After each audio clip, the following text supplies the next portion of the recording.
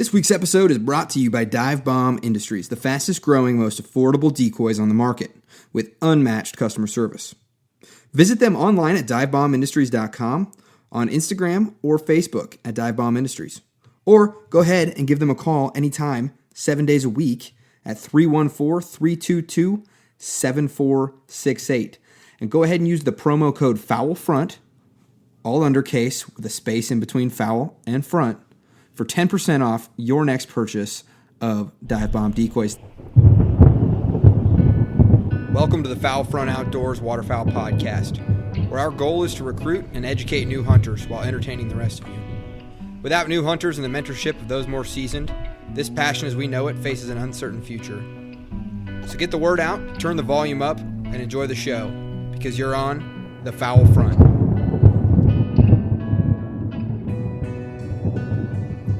This episode also brought to you in part by Hunt Hickory Creek. And new to Hunt Hickory Creek this year is their Central Kansas Lodge. They're going to be running hunters from the end of October all the way through January. And their main hunting area is located between Quivira National Refuge and Cheyenne Bottoms. Now, Central Kansas is a special place for waterfowl hunting. And during the peak migration, these refuges hold hundreds of thousands, if not close to millions of birds at one time. So for your chance of a hunt of a lifetime, head on over to hunthickorycreek.com, because if you're going to hunt Kansas, hunt Hickory Creek. All right, today is an opportunity recording. I've got Tegan here. We just had an awesome recording with Brian Moyes, which you guys heard that last week.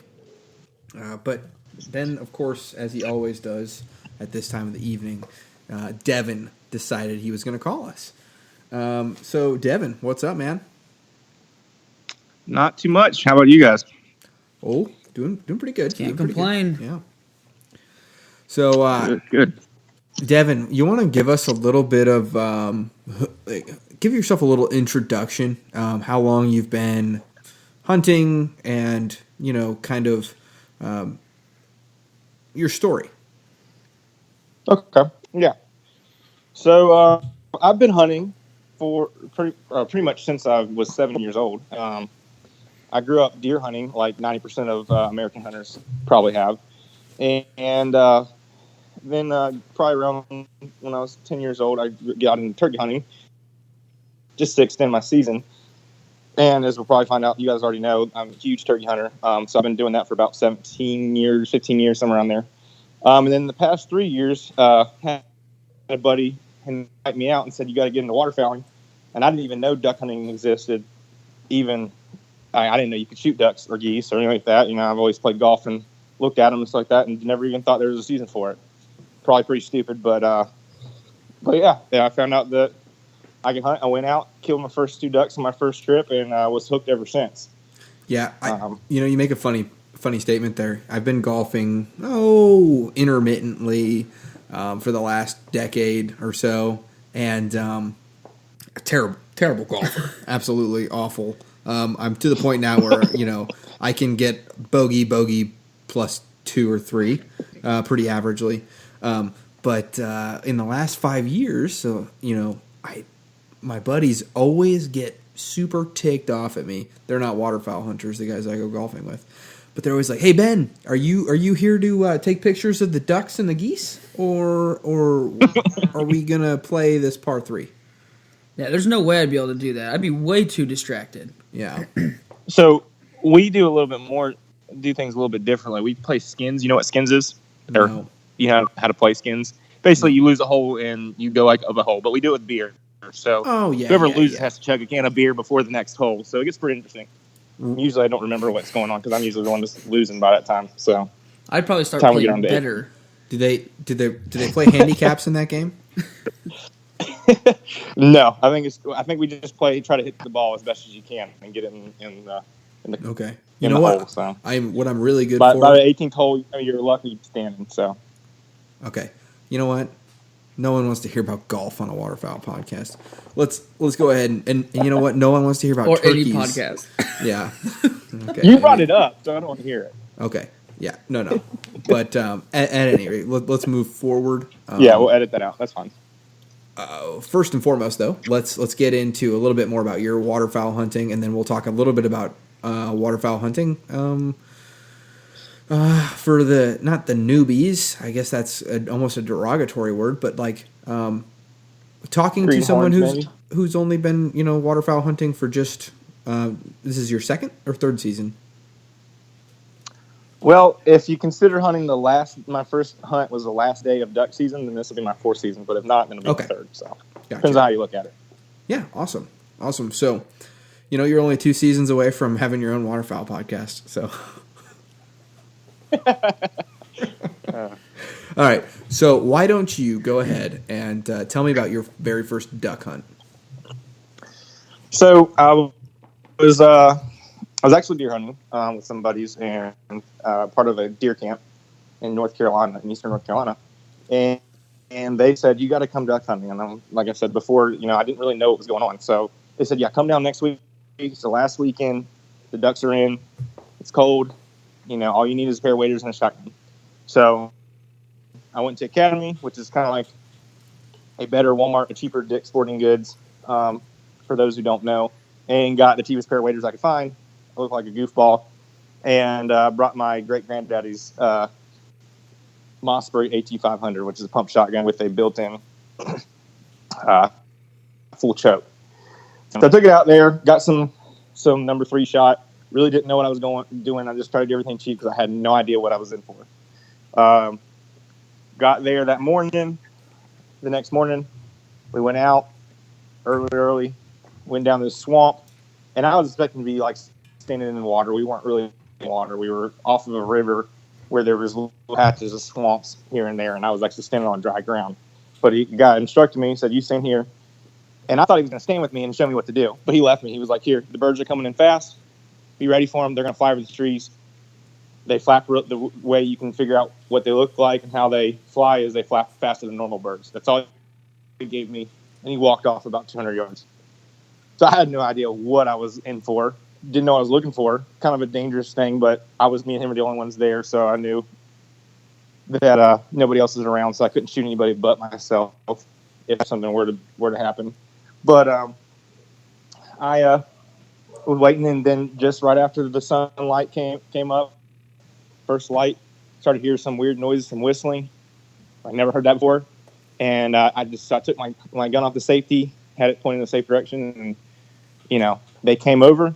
A group of 4 came over, and I shot in one drop. I honestly can tell you I didn't aim. I just shot. They came in so fast.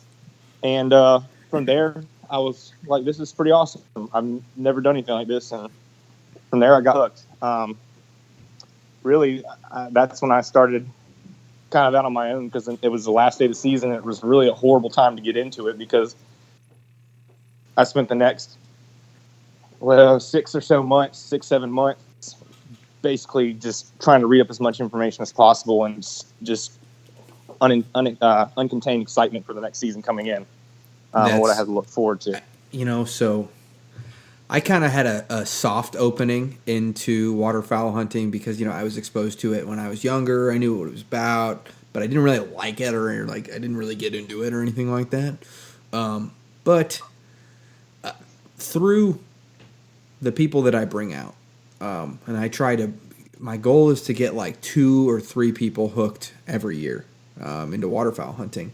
And I just remember every time they are always saying, no, the whistling, I didn't know wings whistled like that. I didn't know, I didn't know they did that and all this, and how fast they move and saying the people that I take out, they're pretty, for the most part, pretty well versed in shooting and shotguns and firearms and things like that. And they're like, yeah, I have no idea what my sight picture looked like. I don't even know if I aimed. I just shot 2 rounds. There was too much target, And I was like, yeah, pretty funny. But yeah, and you mentioned that, and I can get on this subject a little bit later, but I try, just because somebody reached out to me and did the same thing and got me into waterfowling, which I never would have got into waterfowling and done this, and eventually met you guys through podcast groups and stuff like that. So it really, I try to give back to the sport as much as possible. I try to take out 2, 3, 4, 5 guys every year this year. I had to take out 5 guys. And I'm pretty sure everybody, all but one of them, got their first bird, which is pretty awesome. So. Yeah, that's awesome. That's really good. All right, so you had some. You're pretty fresh to it. Well, I mean, we all are, but you had an interesting, unique perspective, in that you're a lot closer than some of these other people that are trying to give advice, but you're closer to the mistakes made. And as am I. We were making these first time mistakes much shorter time ago, and I think the first 3 to 4 years of waterfowling, and it depends on the person, that's where you do your learning. You learn a lot of stuff after that because you never stop learning, but man, you'll never beat that first 3 or 4 years of knowledge,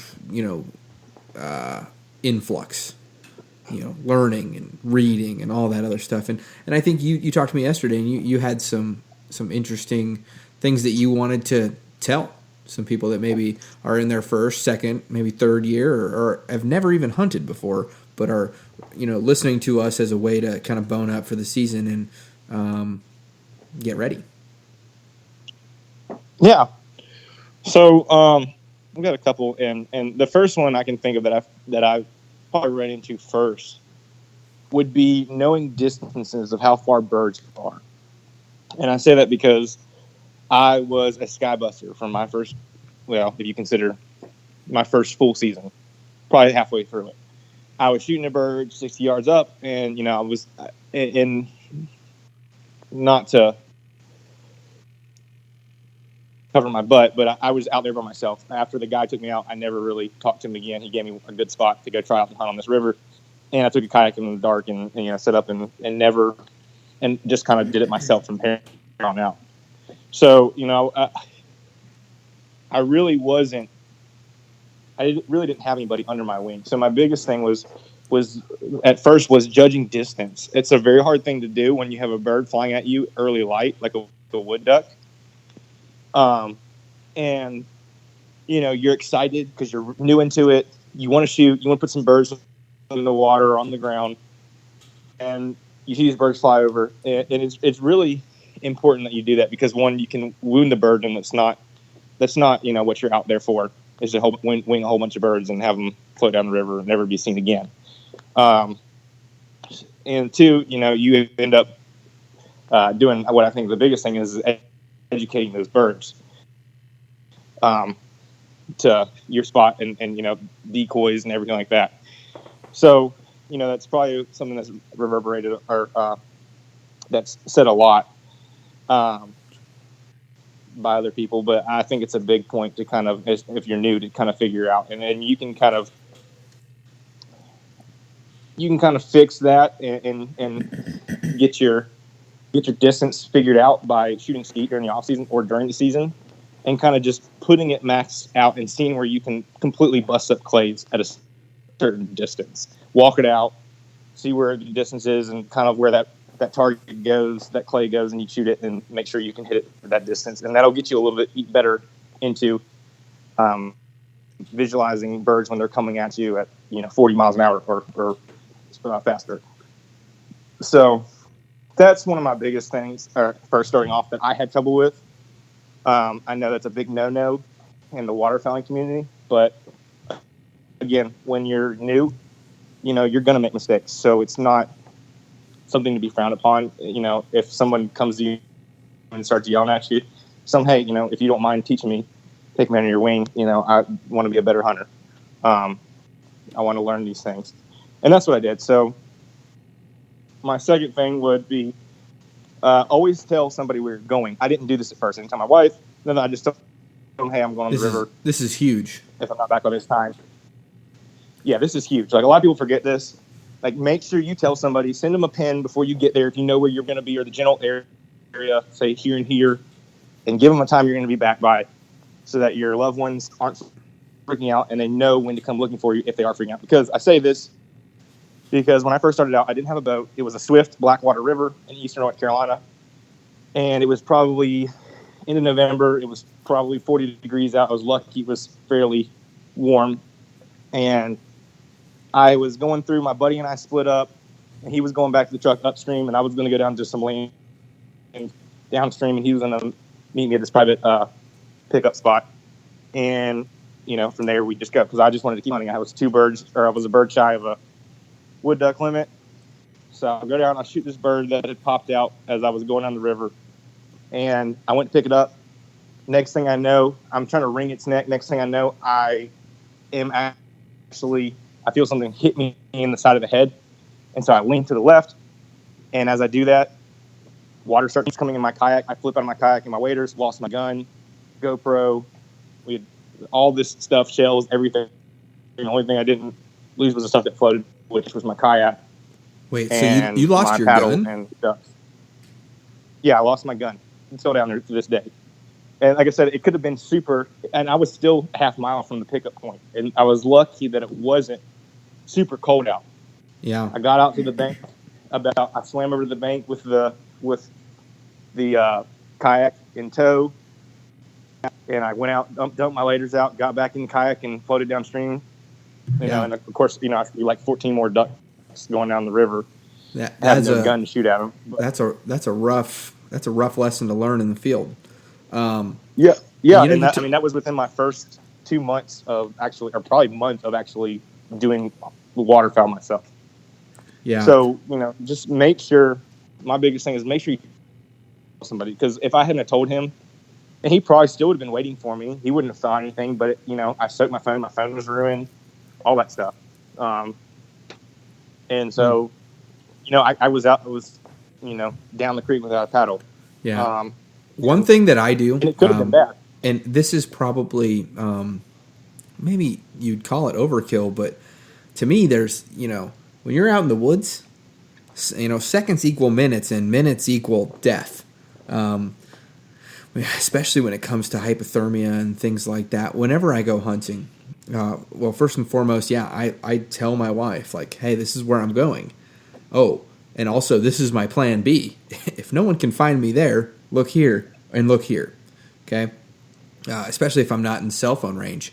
The other thing I do, at my truck, I leave a message, or I leave a note on, in my window. And it says, my name, my phone number, and particularly where I'm hunting, and a timestamp, with the timestamp saying, hey, if this is older than 8 or 10 hours, call the authorities and alert them, because, if someone sees my truck there and sees, oh man, he left this note 12 hours ago, and it says that hey, you know what? Here's a good starting point for these guys to start looking, Also, this is my last known location, because you don't want to end up in some, 127 hours situation where you're cutting off your arm or something like that, or dying of hypothermia just because you were chasing some ducks. And no, that's a noble thing, but it's just, you're right. If you're going by yourself, let other people know, and then also don't be too confident in your ability to save yourself, because everybody can be humbled. Oh yeah, Mother Nature is nothing to be reckoned with. I mean, I realized that because after turkey hunting and deer hunting for so long, you really kind of get used to being on land. You're not really, you can be in harm's way, but 99% of the time you're fine wherever you go. Right. Deer hunting or turkey hunting.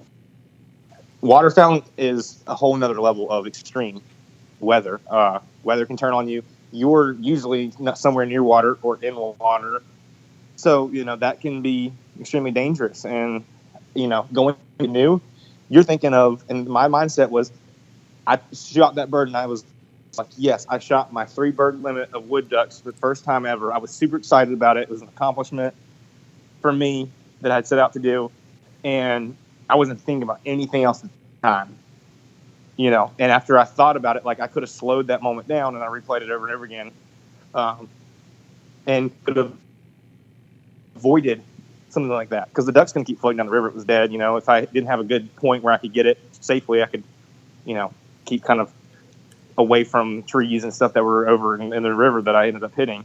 So, yeah, You really do. I mean, that's probably the most important thing out of any mistakes is tell somebody where you're going. Like you said, leave a note, leave your wife a pin or a couple pins of where you might be throughout the day. Right. Because the other mistakes, you'll get a second chance out. You may not get a second chance at this mistake. So I would definitely, that's a big thing, especially as a rookie.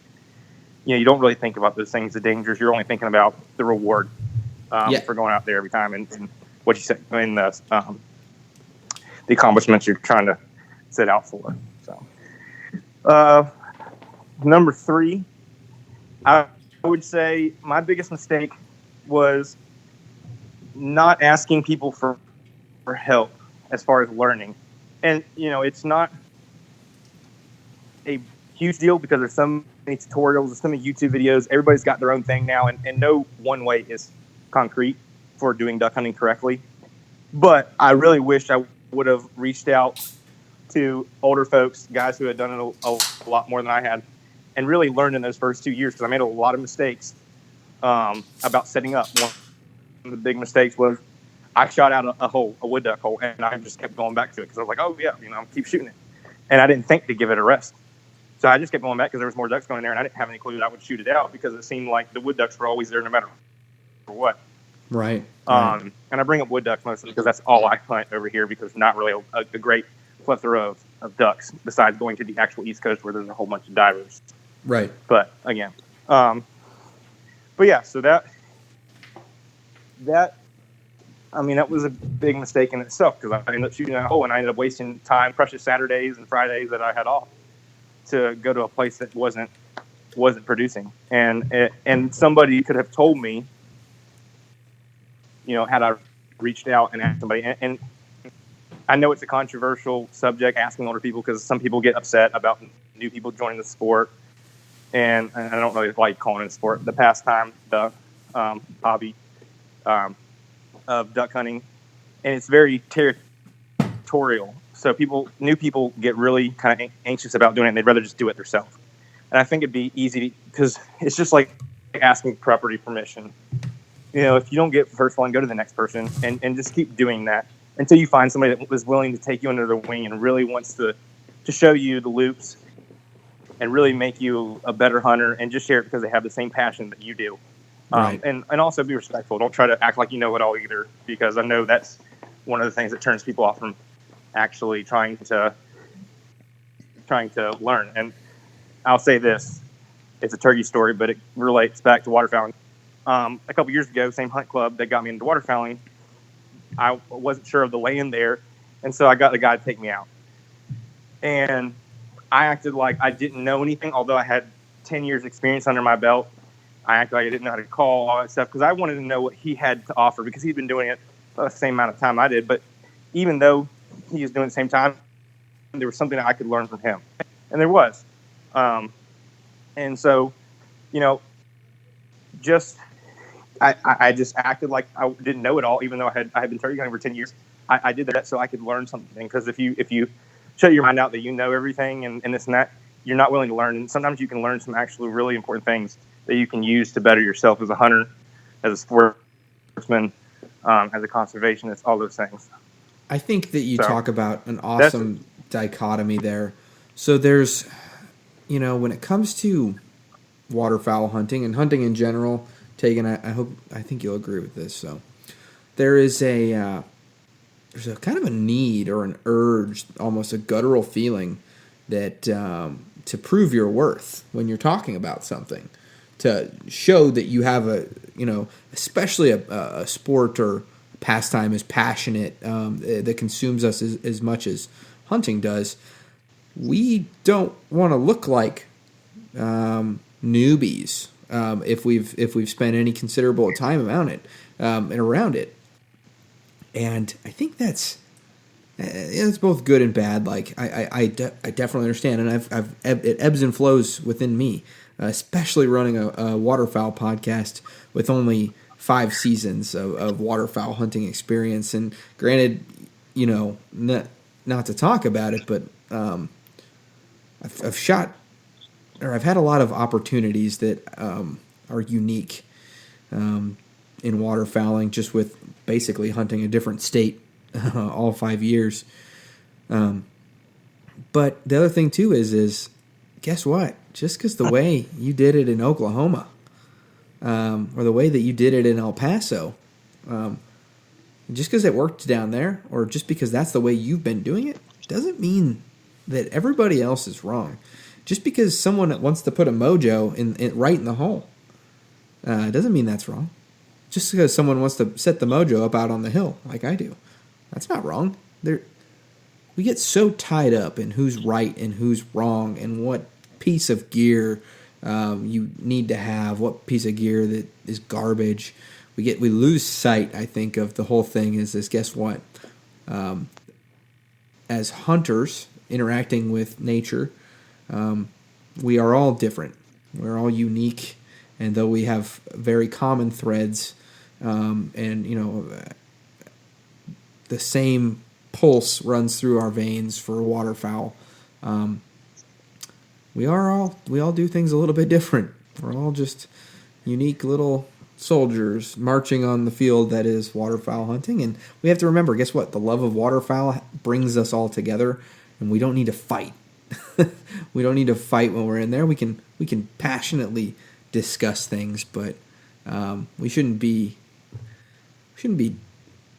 making each other feel bad. I don't think. And I could go on about this, and I'll just say this is that's kind of what, and I don't even like saying this, but the hunting industry, quote unquote, it's kind of brought to hunting. Like when I grew up, I didn't even know there was people on TV, people getting paid money to hunt. We hunted for food. We hunted to get together every week, or not every week, but once a year for a week for deer camp, to spend time with each other, to laugh, to have a good time, make memories in that week, and wait as patiently as you could for the next time around to see those people, to share your life with them again. And that's really what it's about. People get stuck on pro staff, although it means promotional, not professional staff. They get caught up that if they're a pro staff or they're professional, they've got to put piles out. They've got to do that. And I've gotten ridiculed for taking a picture of every bird that I've killed, but I do it because I like to remember the hunt. It's a respectful way for me to remember that bird that I took its life.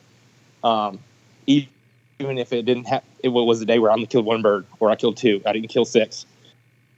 In fact, I've never killed six birds together for a limit. But, again, people have different perspectives.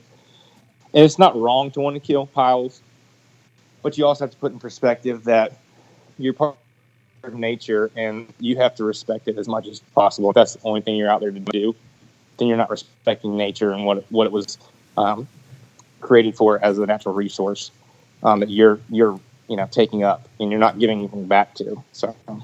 Yeah, well, I mean, you guys are both right, too. Everyone has different experiences, and, I think that's cool that you said, you know a lot about your turkey hunting, but you let that other guy, kind of give you the what's what, because you have the respect of another hunter. And, like Ben was saying, he's hunted in a lot of different states, and, very few two places are exactly the same. I wouldn't go down to Arkansas or Louisiana or East Texas and, start judging somebody's timber hole spread up when I've never hunted flooded timber in my life. I may think that somebody doing something is a little bit different, but like you guys are saying, I think it's good to respect other hunters and the way that they do things, and, maybe you'll learn something new, too. Oh, absolutely. I mean, I 100% agree with that. And a great thing was, Chase, great guy, best guy I've ever been with. And I'm not trying to just promote something. It's my personal experience. I've been with a whole bunch of guys, about 6 or 7, and he was the most genuine person. He treated me like a person. This is Chase from Hunt Hickory Creek, correct? Correct. Okay. Yes, this is Chase from Hunt Hickory Creek. And never had been treated like that with a guy. He treated me like a best friend, like a good friend that I hadn't seen forever. And going out there, people were like, well, why don't you just go, on public land and do it yourself? You got enough experience to do that. And although I didn't have the time, because hunting a bird in Kansas is a lot different than hunting a bird in North Carolina. I know how Easterns work, but I've never hunted Rios. So to me, for me to go out there and act like I know, I'm going to end up looking like a fool most of the time. and possibly not come back with a bird. That's why I went with him, because, I knew I didn't have a lot of time to do it. And it was a good, if anything, I was paying for an experience to learn how to hunt Rios for the future, to learn how the birds, interact in their environment, because I would have never guessed that, these Rios were in these small, I can't remember what they called them, but it was like a small type of oak tree. And these trees, and, or even in cedar trees, they would go and like lay underneath cedar trees. I would have never guessed that. I'm used to birds being sometimes in fields, and these birds were completely different. And I would have just literally not been able to kill any or be able to learn anything, because I would have just been dumbfounded. Again, it goes back to, humbling yourself and trying to soak up as much information as possible. And just because you know a lot of information, there's always more information to soak up. Right. But again, I guess my fourth point would be, as a new waterfowler, you don't have to have everything. You don't have to have sick gear. It is nice gear, but you don't have to be pressured into that. And again, that kind of goes back to the whole waterfowling, industry. They're pushing all these products, and that's what they're doing. They want you to buy it, and they want people to take pictures with it, and act like their gear made them kill ducks. The biggest thing that I found in waterfowling was not the gear, not the guns, not the shells. It was my time in the woods. That's what made me a better hunter, and that's what make any new person a hunter. And I don't want people to get not confused, but sidetracked by all the nice gear. You can have nice gear. I'm not saying that. It's nice to have nice gear and stuff and everything that matches for someone that's OCD like me. But really, the most thing's going to make you a better hunter, especially if you're by yourself or you're hunting with other new guys, as you're getting more people out, is to log time out in the woods. It's the most thing you can do. Even if you're failing every time you go out there, you're going to learn what not to do for the next time. Right. And it may be frustrating, but in the end, you're putting in an investment for the long term, not for the short term instant gratification, which is what our entire society is built on. Yeah, and I think another thing with that is that there is a considerable, and like I said, every person is different. Every person has a different checkbook or a different bank account. Numbers, different amounts of money mean different amounts to different people. But one thing that I think one thing that will always persevere is that whatever that dollar market is that kind of makes you like feel bad about spending, don't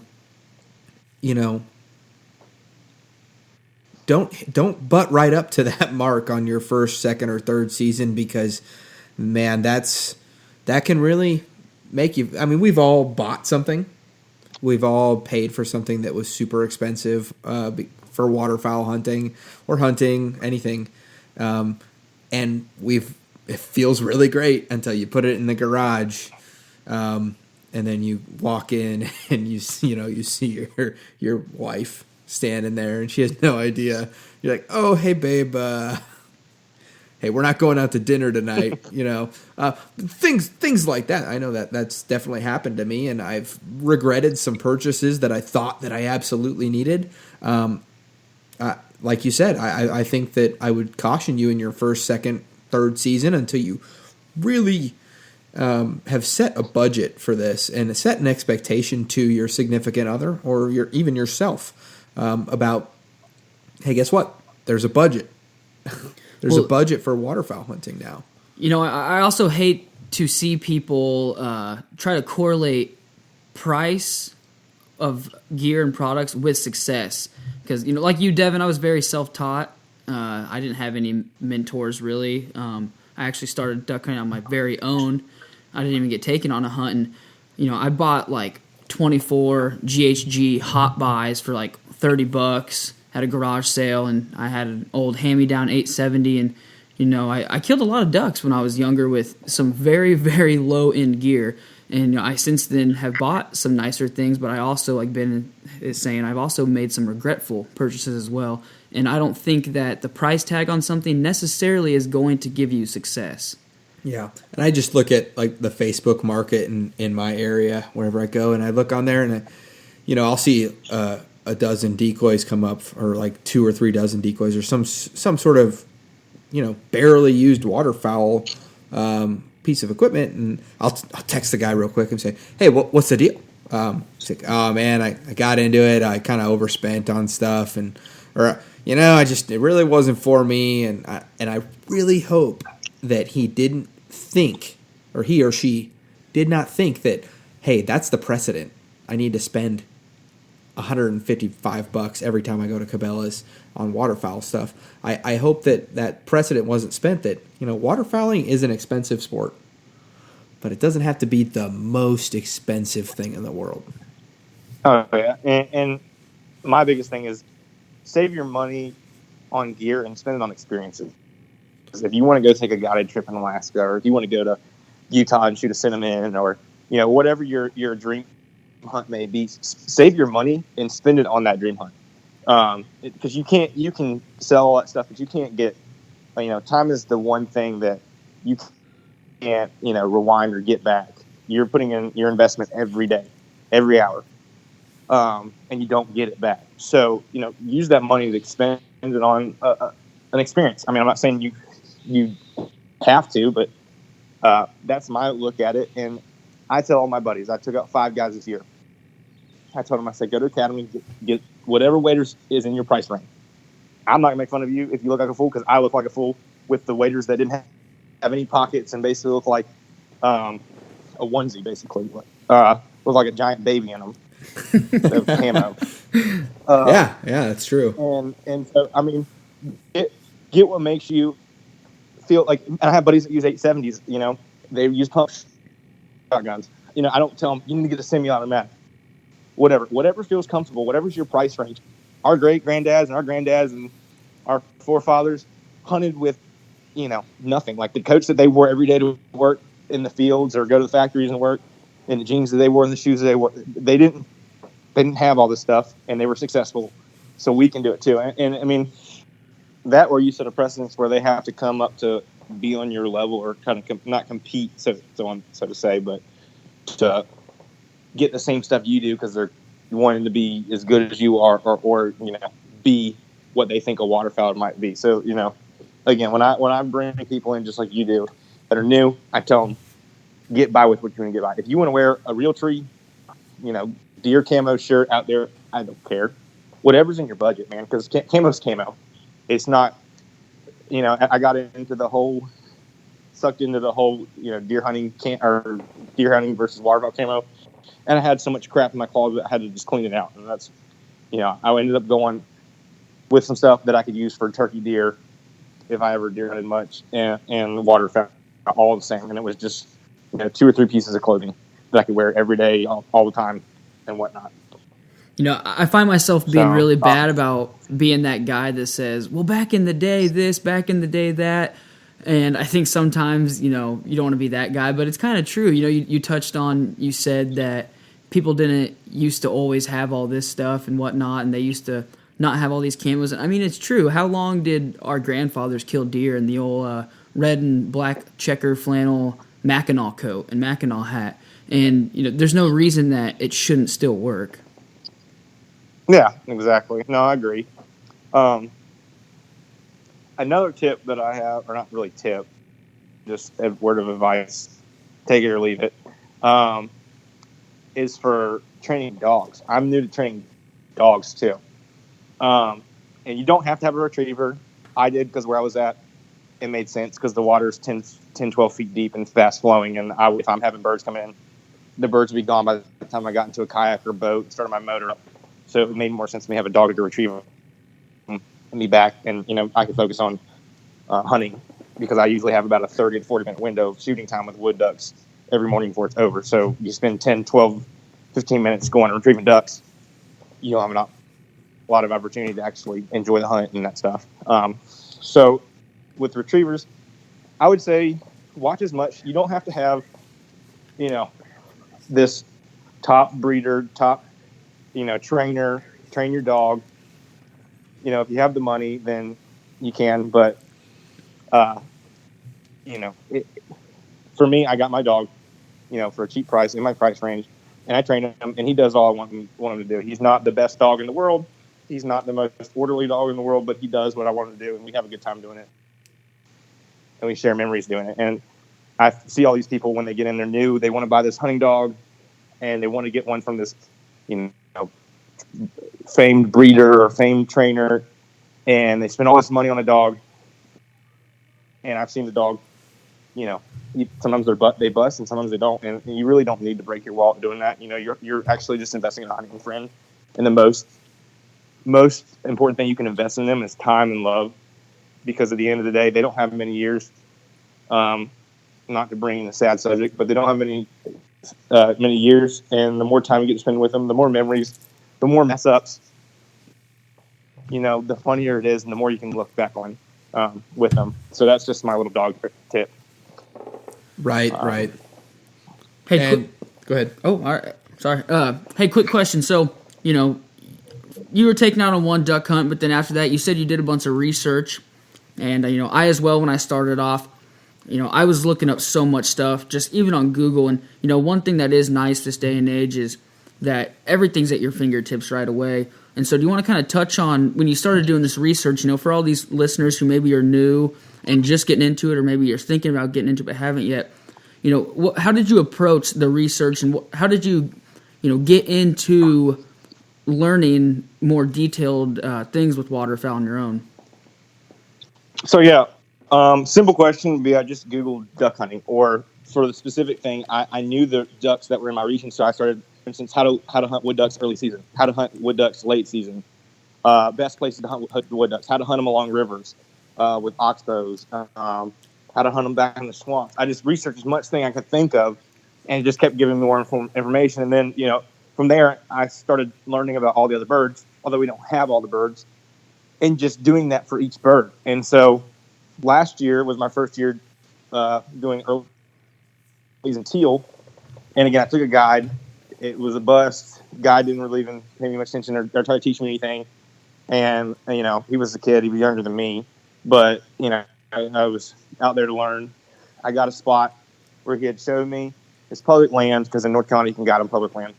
And so I noted the spot, which may be frowned upon, but it was public land. So, I paid money. So, it wasn't like I just stole a spot. And I came back next week because I had a different idea. I started researching the whole week at work when I had free time about how to hunt them. I found out you could use mallard decoys instead of going out and buying teal decoys. I already had some from Academy, some cheap ones, and that they love spinners. Early season, they love spinners. So I went out and got one. I had a wood duck spinner, actually, that I had from the previous year that I bought, and I put it out there. And I hunted a different spot up from where they showed me, but it was the same cove area, and I killed my first two blue-winged teal.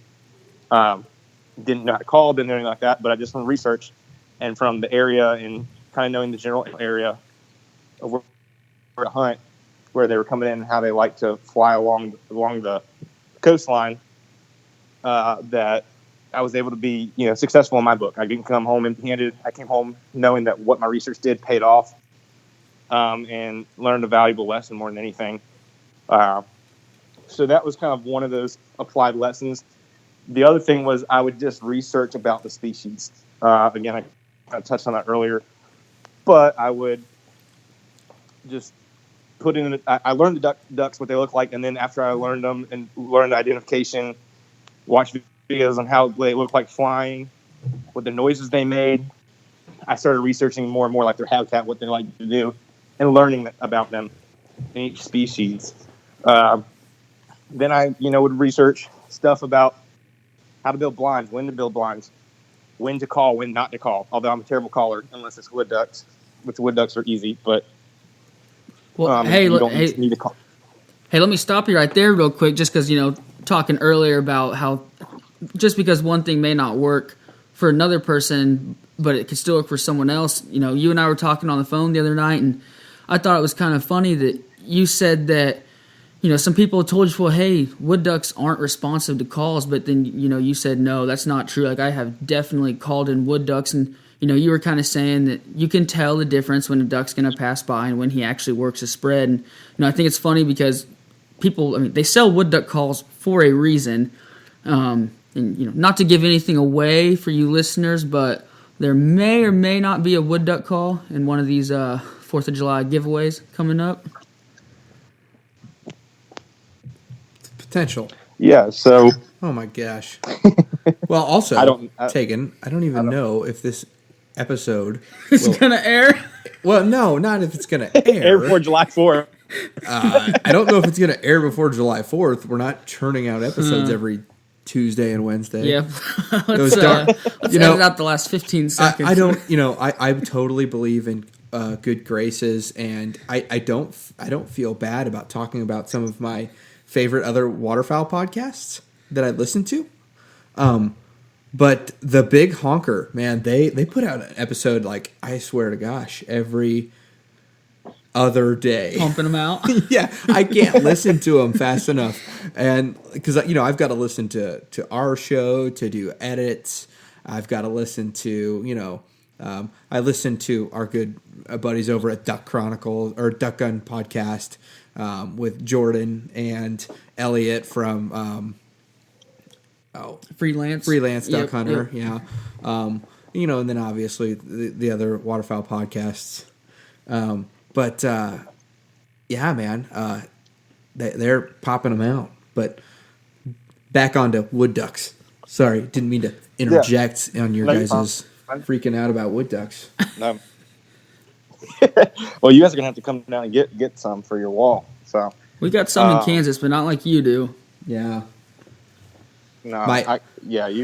If you only want to have a good wood duck hunt, then you should come down to North Carolina. But you'll be able to choose which one you want to put on your wall, basically. But yeah. Anyways, back to that. So yeah, I've had people. They were a little older than me. Have been duck hunting 10, 12 years, and they again, it kind of went back to the know-it-all kind of stuff. And like I said, not any one thing. Even what I'm saying, not any one thing is gonna always work or is always correct. I'm using for what I've experienced most of my life. But this kid was adamant. Young adult was adamant that wood ducks would not turn to a call. Or they wouldn't decoy to decoys. And I've had them multiple times. If you have a spinner out there, and I put mallard feeders out there that make the little ripples, and they come straight. Early morning, they're not looking for specific ducks like mallards are. They're not checking out, swarming around. They see motion, they hear a call, and boom, they're in. They're in the hole. They commit really fast. If you have never shot a wood duck, I've never shot a wood duck, but I'll tell you this: I've been nearly decapitated by one. Oh yeah, they fly like jets, and one of the coolest things I've ever seen in my life. We got into a hole late once, and because the truck got a flat tire on the way there, and we had a long hike into this public spot, and lo and behold, they're the only ones there, and so we're setting up right around shooting light, and someone's like, ducks, and I turn around, and literally I had a wood duck about 3 feet in front of my face, and I was like, oh man, almost made me I almost went water over the top of the waders. My buddy Russ, he definitely he was laughing his butt off so much that he dropped his gun, and we were in standing water, and he caught it, but it was a good time. So yeah, no, that's awesome. That's a wood duck for you. They're little fire jets, and honestly, people give teal, the credit for being fast ducks. But I honestly, watching a wood duck, and I'm not trying to be biased or anything because I only hunt wood ducks a lot, but watching them zip and zap through trees, going 40, 50 miles an hour, and not hitting one in the low light is pretty amazing to watch. Yeah. One of the biggest things I've ever seen that was the coolest thing was watching one fly into a hole in a tree on a cypress.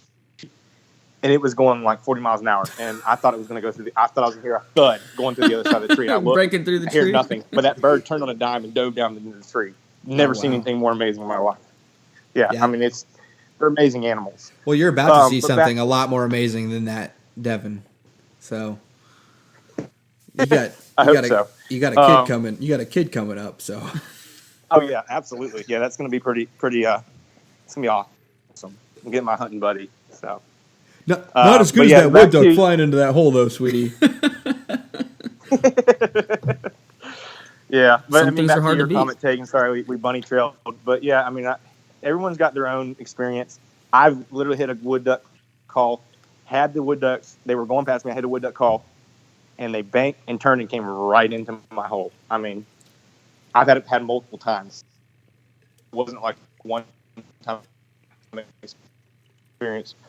So I can't say that wood ducks don't come to calls. I couldn't, if someone were to ask me, do they come to calls? I couldn't say no because I've seen it.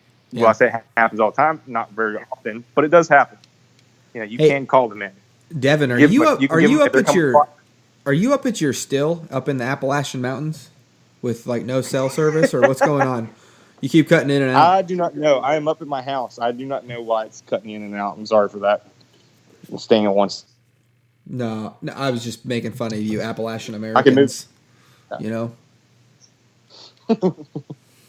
Just oh man.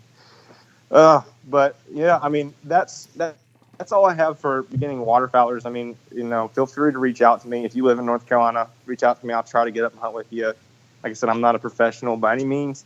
I still don't know what I'm doing. I'm still filling it out. That's why I'm going to hunt with Ben and Tegan in early October before the baby comes, and learn from them, because that's the biggest thing you can do is be humble and soak as much information, because when you're on your own, there's nobody to watch you, and so you're not impressing anybody else besides yourself. It's kind of like what my granddad and dad used to always say is, when you're only trying to get better than yourself from the last time. So then that's really what it is. It's not a competition against anybody else, or anything like that. You're trying to better yourself from the last time that you went out. Yeah, so. And I think I always, I think this to myself. Everyone always says, Devin, you've had some nominal success with hunting in your 3 or 4 years that you've been in and I'm not saying that North Carolina is a bad state for waterfowl hunting at all. But it is. You can say it. It's all right. Well, see, no, that's the exact opposite of the point I was going to say. Is guess what? I know. Just kidding.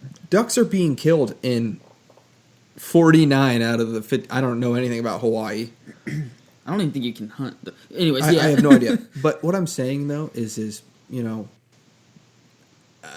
I don't know nobody thinks of West Texas, El Paso, but that's world class hunting.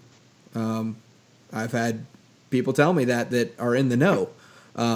Nobody thinks of, some states like, literally California, Utah, these places, where there's, generally it's not Louisiana, it's not Kansas, Oklahoma, the Gulf of Texas. There's ducks to be had everywhere. And yeah, sure, some places are better than others. And I just want to do a quick little plug in here for, Hunt Hickory Creek. You talked a little bit about them earlier. And if you want to get into Kansas is a pretty special place for waterfowl hunting in our era. The flyways have been shifting to the west a little bit over the last couple decades, and Kansas is really right in the thick of it. And Hunt Hickory Creek, Chase, like you said, man, he's a great guy. I talk to him almost every other day, and half the time it's not about waterfowl hunting. He's coming on to give us some pro tips here in these episodes, and because he really is, he's not just about getting clients and getting ducks. He's really out there to help you, be the best hunter in person that you can be, I guess. So, yeah. But man, I will. Go ahead. If you let me put something in too. I mean, from personal experience, I hunted turkey with him, as we heard earlier in the show. But you're going to go away satisfied whether you kill 3 ducks or whether you kill, I guess however many would be 3 days, so 18 ducks, right, and a couple geese or whatever the limits are. Because he's a great guy, and you're going to enjoy being around him, even if the hunt is slow. He's going to make sure you feel at home. with you're hunting with your buddies, your best buddies. He's going to give you a great experience, whether I think that's you're important too, out there for your because first time, or I mean, a lot of whether times you're out there for your first time or whether. Go ahead. Sorry. No, yeah, I mean, a lot of times, I'll tell you, I've only been on one guided hunt in my life, just because I'm kind of a do-it-yourselfer kind of dude. But I hear talk about some of these places. They can get a little, what's the word? They say bougie. Yeah. Like, you get a little bougie, and Please don't ever use that word again. That's your one time in life you can use that word. oh man, okay, fine. But anyways, I think it's pretty cool. I mean, it's professionalism is a super important thing, but man, like professionalism versus the part of that is just being a human. And the best thing about a duck blind is you can make $1.5 million a year, and you can make $10,500 a year, and those two people can sit in the same duck blind and have a common bond and thread and just enjoy each other's presence and company. And if you don't have that part of your waterfowl hunt, and if you're sitting there kind of thinking, oh man, like there's no birds coming in or something like that, and you're not having fun, like it's huge to have the actual bonding experience during all that, because there's plenty of opportunity to be had. Like, I think rarely are you going to get skunked, especially with an outfitter in Kansas, especially with the way that the flyways are. But yeah, I mean, what's all of that? What's 3 days of limits if you kind of have a crappy time and you don't really have any fun outside of the shooting. But skunks, they do happen, and it is a part of hunting. And what you guys are talking about, having a good time sometimes can trump or override a limit. I think I would rather go on a guided hunt and get skunked, but have a guy who took care of me. We had good camaraderie in the blind, versus maybe I go out and shoot a limit or a few ducks, and I wasn't really treated the best, or maybe the guy wasn't the nicest person. Yeah. Yep. So, like, we're an hour in, and I originally titled this episode as Talkin' Turkey. But hey, there's nothing wrong with the campfire talk. Sometimes you get away. Yeah, dude. I'll tell you what, so we kind of, we recorded an episode before this, and it was great. Brian Moyes is just a wealth of knowledge, and great guy. Absolutely. I hope you all enjoyed that episode, and we're sorry that we followed it up with a character such as Devan. No, it's his fault. This yeah, episode's his fault. I'm just kidding. I think it's super important because we've had like 2 weeks ago we had Tony Vandemore on, and then a guy like Brian. But guess what? Those guys are super important to the industry, and those guys are like super people to have on your podcast. But so are guys like Devan, just legit, genuine dudes that are cutting their teeth right now out, in the waterfowl world. And it's really important to touch back home to what we're really doing here. What good is it if we have all the professionals come and talk to us, and we, talk about all these products, and we talk about all these advanced hunting techniques? What good is it if we never touch home and say, have a good pulse on, what the guy really wants, needs to, learn in his first 3 to 5 years. Another thing too is having connection with you guys. Devin's a friend, but he's also, he's a listener, just like all you guys out there listening. And, Ben, we haven't really talked about it too much, but, one of the future plans, maybe even do maybe an Instagram or Facebook Live episode and let all you listeners come on, and let's just hear from you guys. And, feel free to always reach out to us through the Facebook group, through the voicemail. We love hearing from you guys. And like Ben was saying, it's great having those big name guys on here, but sometimes you got to, kick it with the blue collars. Yeah, dude, at the end of the day, to level with you, I'm just a dude in my basement with I work 60 hours a week, and, I've got a new kid, and I've got chores that I have to do. My wife's, spending time with her, which is awesome. At the end of the day, man, we're just, taking the same. He's pregnant. We're just dudes. And, just wanted to level with all the listeners out there. Like, we're not trying to get all upscale with all these, commercials and things. We just want the podcast to pay for itself and, keep bringing you this stuff. I'm having a great time. We're just down here in my bar in the basement and just kicking it. And tell you what is this? This is our 18th full episode. And tell you what, like, I didn't know Devan 9-10 weeks ago. Yeah. I didn't like, it's crazy that the opportunities and friendships that you can find, and like, Devan's coming out to, he's he passed the serial killer test. Maybe. Possibly. But, he's bringing his wife down to Magnolia Farms. Hey, Chip, Joanna, if you want to throw us some sponsorship money for the mention, go ahead and do that. But, he's taking his wife on a baby moon down to Magnolia Farms, and we're midway, and he's staying at Hotel de la Page. You know what I'm saying? And it's just great. And I hope that there can be many friendships that are made through the podcast group. And I hope that you guys get in there and just start trading hunts. Like, hey, bro, you don't necessarily have to go out and get a guided hunt. I can't guarantee you that we're going to shoot a limit like maybe some other places can.